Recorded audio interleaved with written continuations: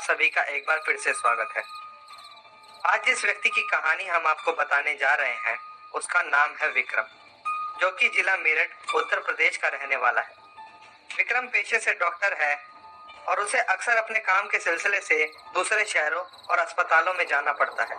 वैसे तो वह भूत प्रेत जैसी चीजों में विश्वास नहीं करता था, लेकिन जब उसके साथ ये घटना घटित हुई तब वो इन सारी चीजों पर बहुत ज्यादा विश्वास करने लग गया। वो कहते हैं ना, जब तक आप अपनी आंखों देखी और अपने कानों सुने वाली बात ना कर लो तब तक आप किसी भी बात पर विश्वास नहीं करोगे। जब विक्रम के साथ ये सब कुछ हुआ तब वह भी इन सब बातों पर विश्वास करने लगा। अब हम आपको विक्रम के साथ घटित हुई इस घटना को बताने जा रहे हैं। ये बात है सन 2003 की। दिसंबर का महीना था और बहुत ही तेज बारिश हो रही थी। तब विक्रम राजस्थान के एक हॉस्पिटल में पहुंचा। दरअसल विक्रम को वहां एक ऑपरेशन करने के लिए बुलाया गया था। विक्रम लगभग सुबह के 2:30 बजे वहां पहुंचा। उसके वहां आने के बाद उसे पता चला कि ऑपरेशन तो दोपहर 2 बजे होना है। तो विक्रम वहां की कैंटीन में जाकर बैठ गया और अपने लिए कॉफी मशीन से कॉफी ले। विक्रम उस टाइम कैंटीन में अकेला था और कोई भी आदमी वहां पर मौजूद नहीं था। विक्रम अपनी कॉफी को लेकर चेयर पर बैठ गया। कुछ लगभग 3 ही बजे होंगे कि उसे अपने पीछे किसी के होने का एहसास हुआ। उसने पीछे मुड़कर देखा तो वहां कोई भी नहीं था। उसने अपना ध्यान फिर से अपने कॉफी की ओर किया और तभी उसके बालों में किसी ने जोर से फूंक मारी। वो तुरंत अपनी सीट से खड़ा हो गया और हक्का बक्का होकर इधर उधर देखने लगा, लेकिन उसे कोई भी नजर नहीं आ रहा था। ये विक्रम का हेलुसिनेशन यानी भ्रम था या वाकई वहां कोई अनचाहा साया था। यही सब सोच सोच कर विक्रम बहुत परेशान हो चुका था। विक्रम तुरंत ही अटेंडेंट के पास गया और उसको सब बताने लग गया, लेकिन वो उसकी किसी भी बात पर विश्वास नहीं कर रहा था। वो कहने लगा, सर हवा चल रही है, शायद इसलिए आपको भी ऐसा लग रहा होगा। उसने सोचा शायद वो ठीक ही कह रहा है, क्योंकि आज हवा भी बहुत तेज चल रही है। उसने सोचा कि कुछ देर सो लिया जाए और वो सोने चला गया। विक्रम के लेटने के कुछ देर बाद उसको किसी के पायल की आवाज सुनाई देने लगी।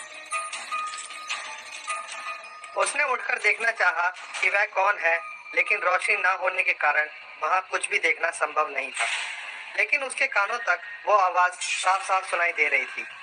विक्रम डरता हुआ अपने रूम से बाहर की ओर गया और बाहर का नजारा देखते ही उसके पैरों तले जमीन खिसक गई, क्योंकि वो पूरा का पूरा अस्पताल एक खंडर में तब्दील हो चुका था। वो डर के मारे वहां से बाहर निकलने का रास्ता ढूंढने लगा, पर उसको बाहर जाने का रास्ता नहीं मिला। तभी तुरंत उसे कुछ लोगों की आवाज सुनाई दी। तो उसकी थोड़ी जान में जान आई कि वो अकेला नहीं है। वो आवाज का पीछा करते हुए फर्स्ट फ्लोर पे जा पहुंचा। उसने पाया कि उस फ्लोर के तीसरे रूम से बहुत सारे लोगों की आवाजें आ रही थी। रूम में लगभग 20 से 25 लोग आपस में बात कर रहे थे। जैसे ही विक्रम रूम में दाखिल हुआ तो वो सभी लोग एकदम से शांत हो गए और विक्रम की तरफ देखने लगे। इससे पहले विक्रम कुछ समझ पाता, वो पूरा रूम भयानक हंसी से गूंजने लगा।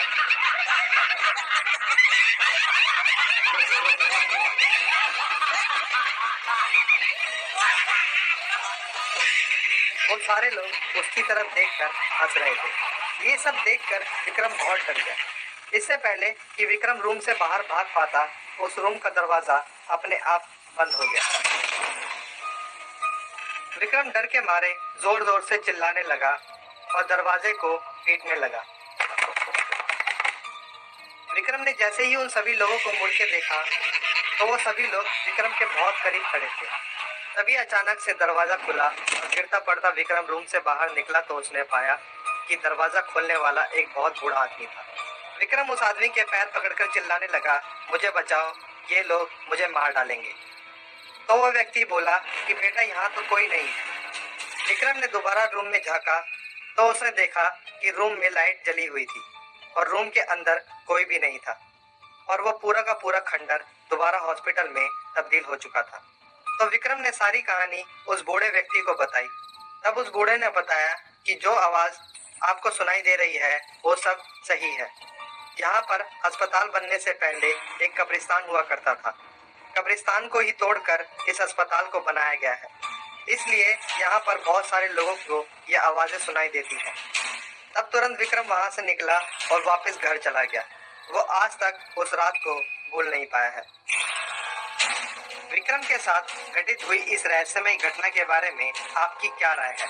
क्या वाकई उस रात विक्रम को भूत प्रेत या सुपरनेचुरल ताकतों से दो चार होना पड़ा था, या उसके साथ हुई ये घटना विक्रम का भ्रम मात्र था? अगर ये वाकई विक्रम का भ्रम था तो वह ग्राउंड फ्लोर से फर्स्ट फ्लोर पर कैसे पहुंचा?